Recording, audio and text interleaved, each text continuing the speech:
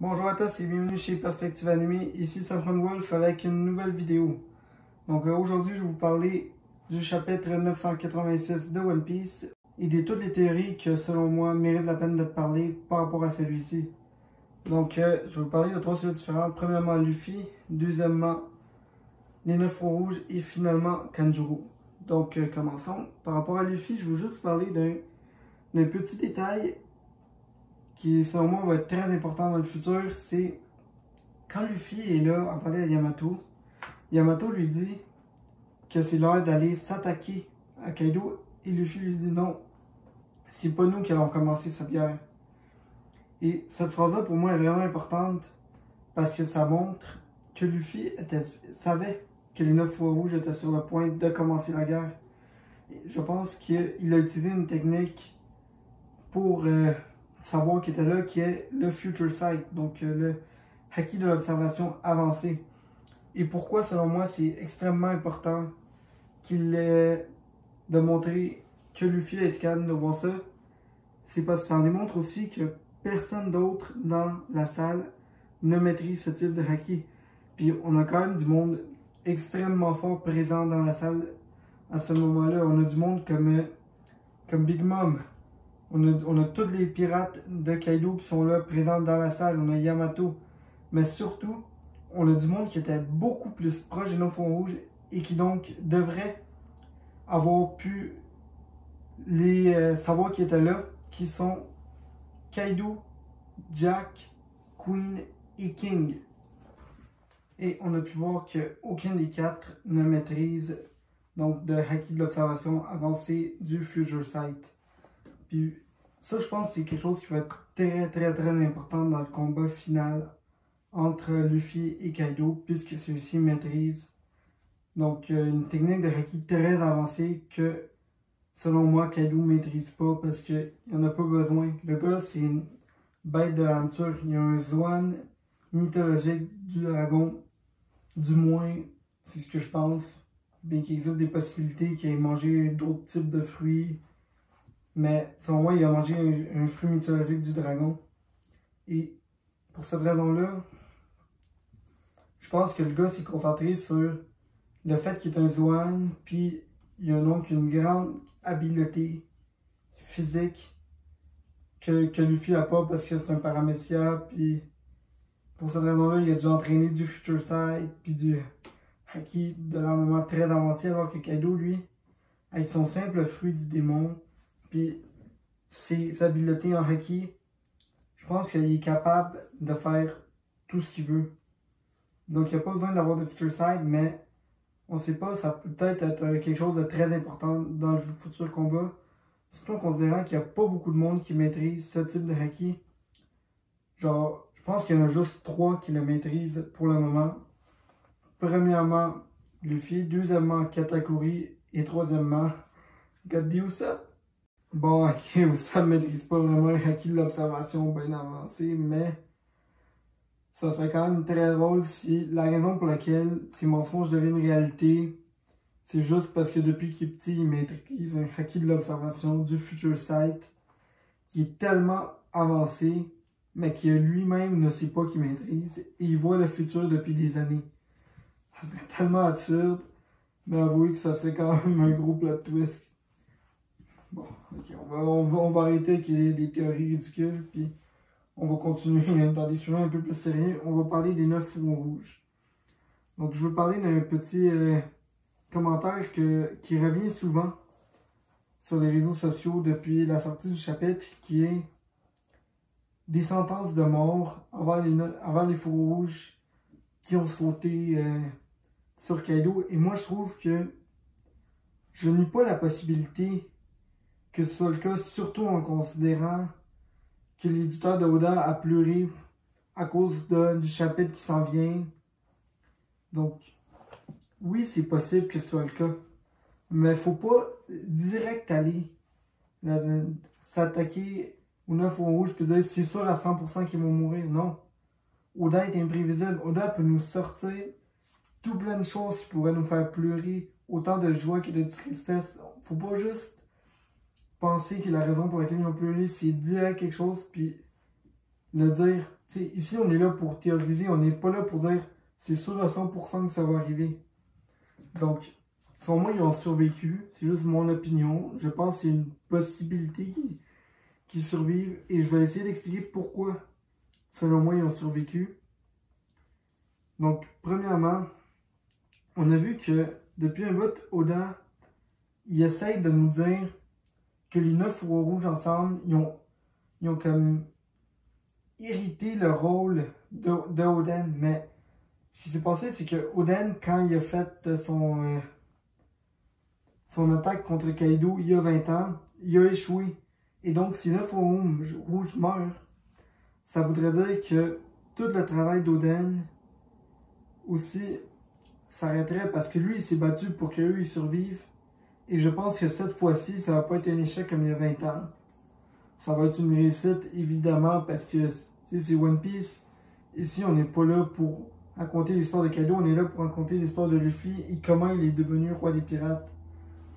Donc, pour cette raison-là, je pense que 9 rouges vont survivre. Et surtout que Oda, avec les comparaisons à Oden, on a pu voir, mettons, dans un SBS, il y a quelqu'un qui a demandé quelle est la nourriture préférée des 9 rouges. Et Oda a donné des plats très particuliers à ceux-ci. Donc, la nourriture préférée de Oden, c'était du Oden. Et les 9 rouges, leur nourriture préférée, c'était tous des ingrédients qui font un Oden.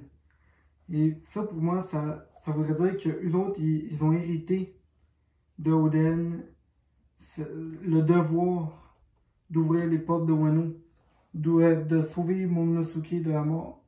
Et je pense que s'il meurt, ça pourrait faire échouer le plan.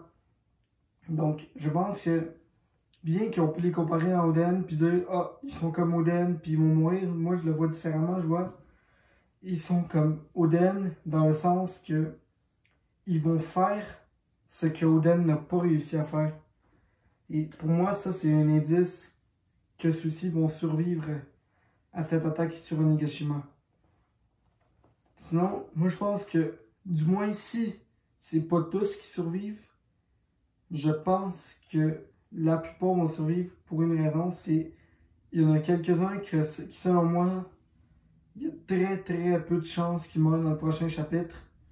Premièrement, Izuo, parce que lui-même n'est pas en train d'attaquer Kaido, lui il s'attaque à King en ce moment. Deuxièmement, on a Inuarashi et Kiku qui sont eux en train de s'attaquer à ce qu'on, selon la façon que les calamités étaient placées, ça serait Queen qui était dans ce coin-là. Puis alors que le reste, eux, ils ont sauté en bas. Donc je pense qu'au moins ces trois-là, ils font une attaque sur des gens différents à Kaido et donc Kaido peut pas les tuer. Deuxièmement, quand il tombe, il y a un personnage qui, selon l'angle genre que Oda avait choisi pour dessiner, il y avait la main de Kaido qui semblait être par-dessus la face, mais je pense que c'est juste la perspective. De la même façon que si je mets ma main de même, on pourrait penser que, selon l'angle, que la main touche à ma face, mais dans le fond, la main ne touche pas à ma face. C'est juste une question de caméra puis de perspective. Donc, je pense pas que vraiment Kaido aille la tête de Nekomamushi dans sa main. Et je pense qu'il y a raison pour laquelle autant Nekomamushi que Inuarashi ne peuvent pas mourir aussitôt dans la guerre. C'est que Oda, depuis quelque temps, il nous promet la pleine lune, il nous promet que les Minks vont aller en mode Sulong. Si Oda nous montre pas les deux chefs Minks aller en mode Sulong, je vois pas c'est quoi le but d'avoir introduit qu'il y aura une pleine lune ce soir dans le manga. Donc, pour moi, il faut qu'il fasse ça. Puis, un autre point que j'ai trouvé très intéressant, c'est Oda, il laisse jamais des cases inutiles dans un chapitre. Toutes les cases vont avoir une importance. Si c'est pas maintenant, c'est dans le futur. Et il y a une case qui, selon moi, oui, ok, c'est badass, mais qui n'a aucun apport dans le manga. C'est, il y a Zoro, Kid et là, juste là, debout à rien dire.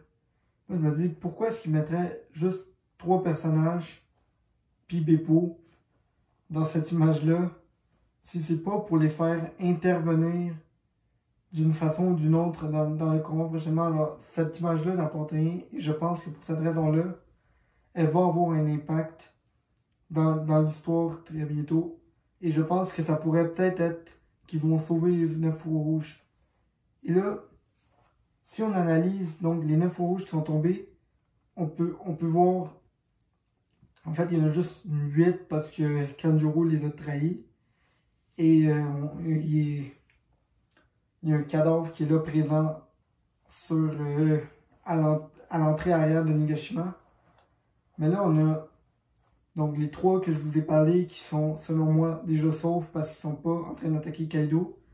Mais là, on voit Kinemon et Denjiro qui, eux, traversent Kaido avec leur épée. Là. Pas que leur épée frappe Kaido puis se casse, pas qu'ils sont sur le point de le frapper. Non, on voit l'épée dedans Kaido. On voit que Kaido va saigner, on voit que Kaido va être blessé de cette attaque-là. Est-ce que ça va lui faire un gros impact? Non. Mais on peut voir qu'eux, ils ont réussi. On voit un gars comme Ashura Doji, qui, selon moi, est aussi un des plus forts samouraïs de Wano, qui va arriver, puis qui va s'en va faire une grosse attaque.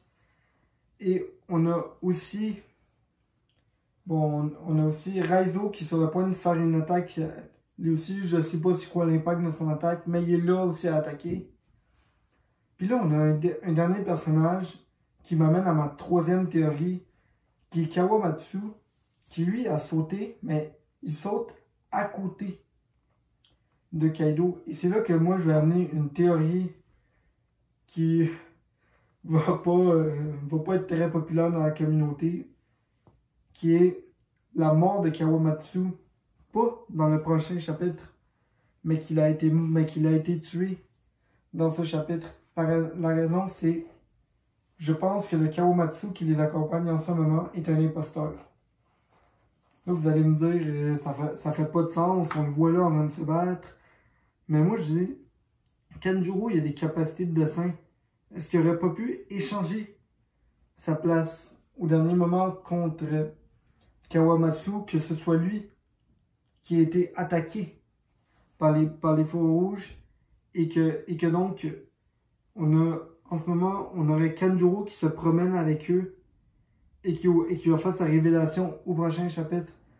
Pourquoi? Moi j'ai vu 3 indices de ça qui laissent la possibilité que ce soit le cas, même si ça me rendrait extrêmement triste d'avoir Kawamatsu mort d'une façon aussi tragique que se faire tuer accidentellement par ses amis, mais on s'entend, si ça serait le cas, ça serait tellement triste que je pense que ça serait une des rares possibilités que je vois que je puisse pleurer dans le prochain chapitre et qui puisse avoir fait pleurer l'éditeur de Oda. Donc, qu'est-ce que je vois, c'est premièrement, donc on a Kawamatsu qui tombe à côté. Et on voit que Kanjuro, il y a 2 images. Il y a une image qui a été rajoutée dans ce chapitre, qui encore une fois, Oda ne laisse rien au hasard. Il met une image de Kanjuro, épée, pas épée, mais avec le pinceau de Kanjuro à la main. Donc on a Kawamatsu qui a son pinceau dans la main, en train de jouer quand il était enfant. Et on a plusieurs chapitres à l'avance. C'est bien Kawamatsu qui a attaqué Kanjuro. Et donc, je vois que c'est une possibilité que Kanjuro se soit un peu interchangé dans cet aspect-là. Puis, Oda nous aurait laissé des indices par rapport à ça avec ces 2 petites images-là. Plus le fait que le cadavre de Kanjuro, on voit que dans sa main, il n'y a pas le pansement. Puis, oui, ok, on peut penser que c'est peut-être l'autre main, mais Oda nous laisse voir la main de Kanjuro au début de ce chapitre sans pansement. Et je pense que c'est un indice que Kawamatsu pourrait être mort. Okay, c'est pas une théorie qui a vraiment beaucoup de faits pour la baser et qui est très peu probable. Mais c'est une possibilité que je veux amener pour ce chapitre. Et donc, ceci était mes théories du chapitre 986 de One Piece. Et on se retrouve la semaine prochaine pour les théories après la sortie du chapitre 987. Qui, oui, va être la semaine prochaine. Il n'y a pas de pause cette semaine. Ça, c'est quelque chose de vraiment motivant. Et on peut peut-être penser que la raison pour laquelle l'éditeur pleurait, c'est peut-être juste qu'il n'y a pas de pause cette semaine, puis ça l'a ému. C'est très peu probable, mais c'est quand même... On peut faire semblant que c'est le cas. Donc, merci tout le monde et bonne journée.